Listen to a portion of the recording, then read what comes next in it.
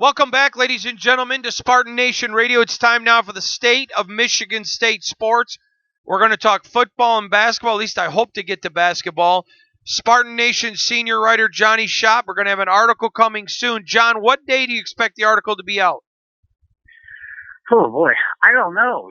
Still waiting for some things to happen around Spartan football. I've started the article 2 or 3 times, and I'm not sure exactly what shape it's going to take, but I think the shape that it's going to take is one reflecting on the very special art of coaching, featuring Nick Saban and Bill Belichick. Some of the things they said, translating them to what's happened to Spartan football in the last couple of years.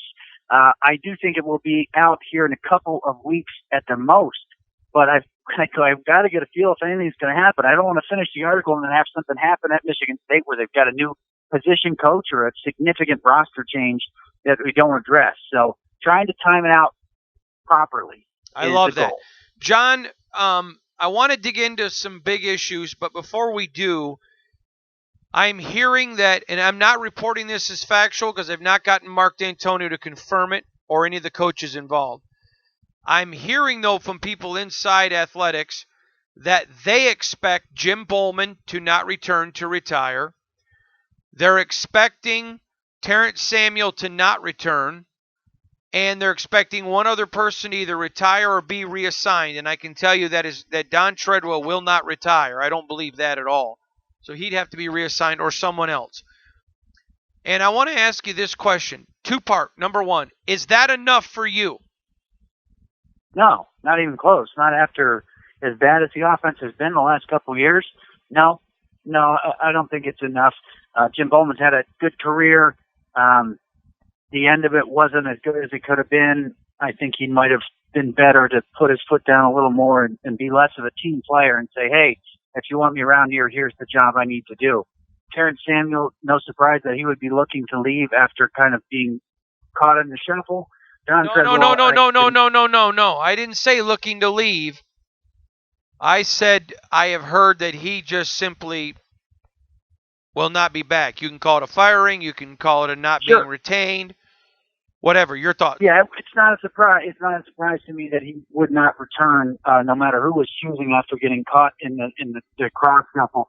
And yeah, Don Treadwell, is a many times Spartan. I wouldn't be surprised if he's around as long as the D'Antonio regime is in place. But no, that's not nearly enough. What I think we have talked about and hit on through the course of this season are a couple important things relative to the Spartan offense.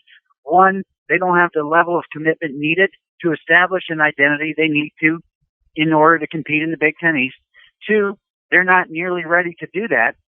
And 3, there are more than a few changes that need to be made. You know, it's funny, as I look back at the article I wrote a year ago about what changes need to be made, they're pretty much the same at this point. So I would think no less than 3 changes, but probably more are needed. If you want to compete in the Big Ten East, let's get a little realistic about it. You've got to have some of the best coaches, best position coaches, and best recruiters in the country. Michigan State on the offensive side doesn't have enough of those right now. I think they need to make more than just a couple of changes for relatively convenient reasons. They need to go out and find some people that can compete. Otherwise, say goodbye to ever really competing for the Big Ten East anytime soon. I want to ask you a very simple question, John. You can tell the fans whether or not this is true. I reported it. I know you'll remember it. After the 2016 season, Terrence Samuel had done an amazing job coaching the Spartan wide receivers. He did the same in 2017. In 2018, there were tons of injuries, and he was the only coach in 2018 on offense that earned his paycheck. But after the 2016 season, he was approached by an SEC school who was willing to double his money because he had done such a good job. And Terrence Samuel told them that he would have been interested, but that he was not willing to leave Mark D'Antonio after a bad year, that coach deserved his loyalty. I subsequently asked D'Antonio about that. I don't remember if it was my radio show or TV show, and he talked about that's the program we've built. They're loyal to me. I'm loyal to them. If he is not retained, does that show us a cultural shift in the D'Antonio philosophy? Well, I think it would be an example of a cultural shift that probably already taken place. That's not necessarily a criticism in itself. There always needs to be some shifting and some evolving. But I think it would be a little bit more significant. Yeah, I think Samuel got kind of lost in a tough spot because of the strange decision made a year ago. I can't say it's a lack of courage not to make any moves last year, because it was incredibly courageous and bold, and unfortunately looks pretty foolish, the moves that he chose to make. So I would hope that if Terrence Samuel moves on, that he moves on to an opportunity where he can flourish and kind of get back to doing what he was doing.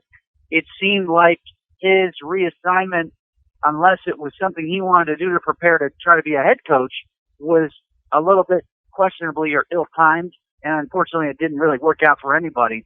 And it does not reflect too well on the program and the culture that Mark D'Antonio built, which is, look, the foundation has been cracked. It's not the same as it was.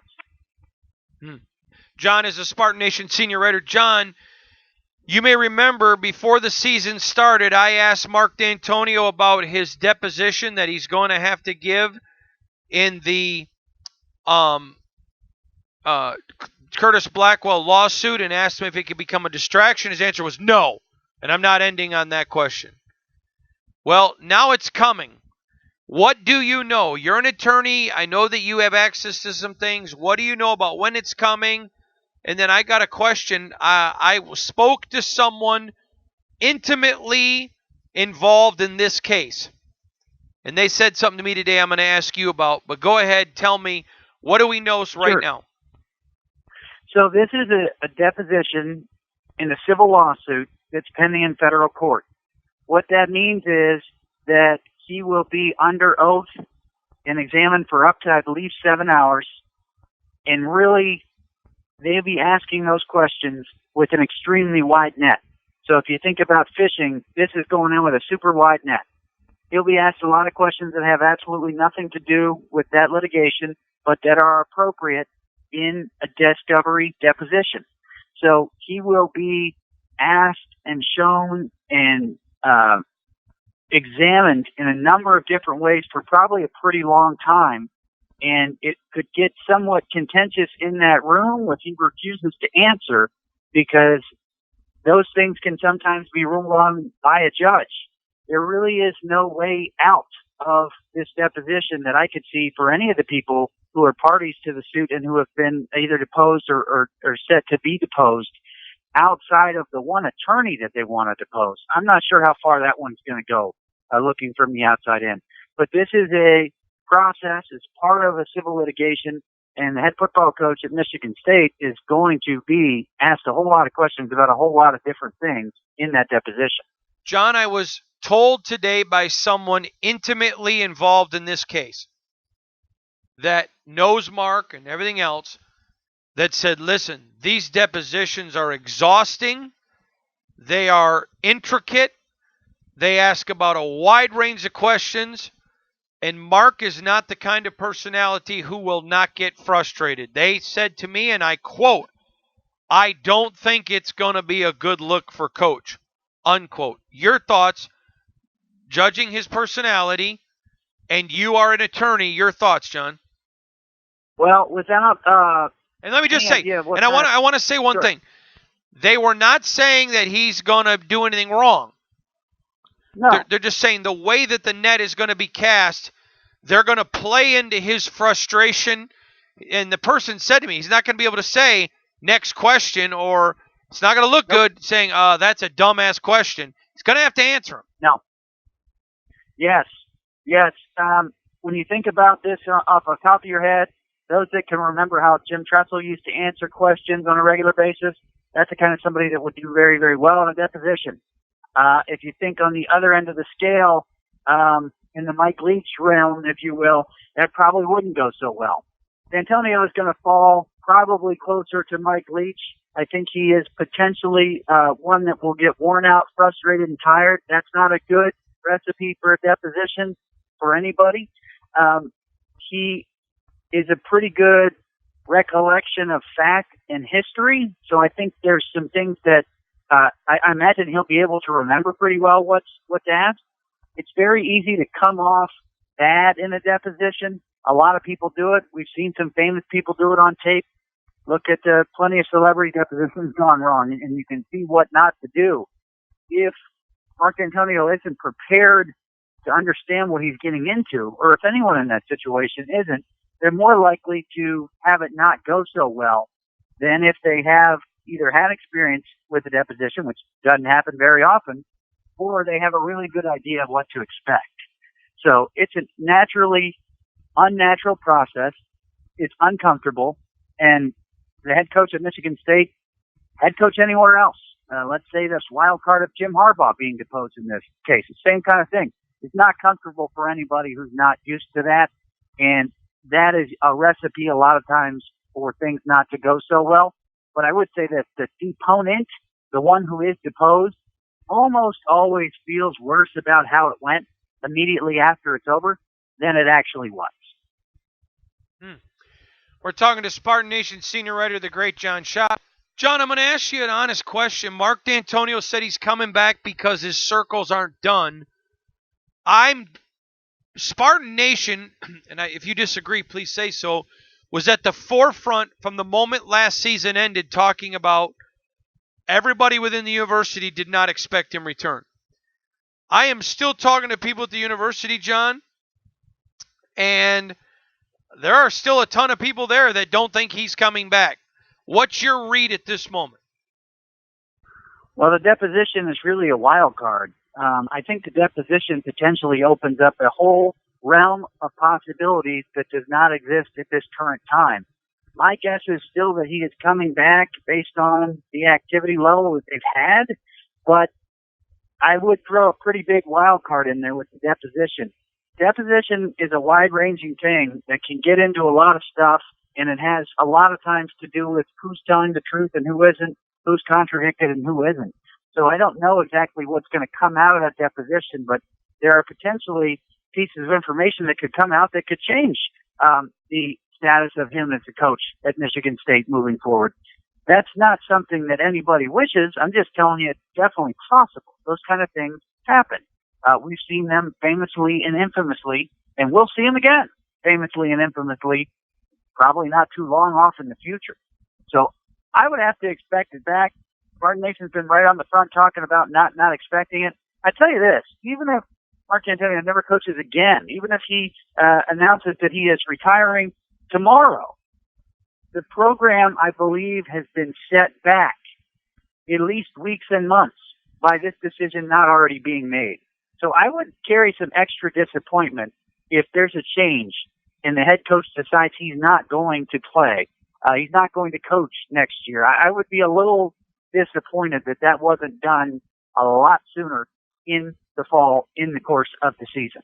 I asked Mark D'Antonio at Big Ten Media Days if he was rolling the dice on his legacy by not making any staff changes, and he said no. I believe he figured wrongly. I think he still has a great legacy, but I believe it did cost him some of the less luster. If he comes back and this team does not have a magical 2020 season, can he destroy his legacy? He can't really destroy it. He can definitely diminish and tarnish the back end. And that would be unfortunate, and it wouldn't look good early. Further on down the line, people would just talk about the great run from 2007 to 2017, and it would stop there. They would just stop talking about it from there. So first of all, he's in 0% control of his legacy. That legacy does not belong to the person, the player, the coach that's making it. They don't get to determine that by and large. That the bulk of the mass public do. And a lot of writers and pundits and whatnot if it's something specific like college football. But he doesn't have any control over that legacy. If he has another season that's really anything but the standard that he kind of set, which is at least playing for a 10th win, it's not going to add to that legacy. It will detract from it. So you're talking about completing circles. If you wanted to do that and you were just legacy concerned, you would have stepped away after 2017, right on the dot at win 100, leaving people wanting more with a legacy that is honestly a lot it's a stronger legacy than the one we would have if his last game was that Pinstripe Bowl win that we saw in December. John, do you know when his deposition is? I have not seen the date set. If you recall, they wanted it during the season, and it got pushed back and pushed back. And I believe that, I don't know if it's been set yet. I haven't seen a formal notice for it yet. I went looking for it within the last couple of weeks and did not see a date agreed to or noticed, but I would expect that date to be noticed during this month of January. Okay. There he is, the great one, John Shop. We will be back. Shop. We will be back. Shop.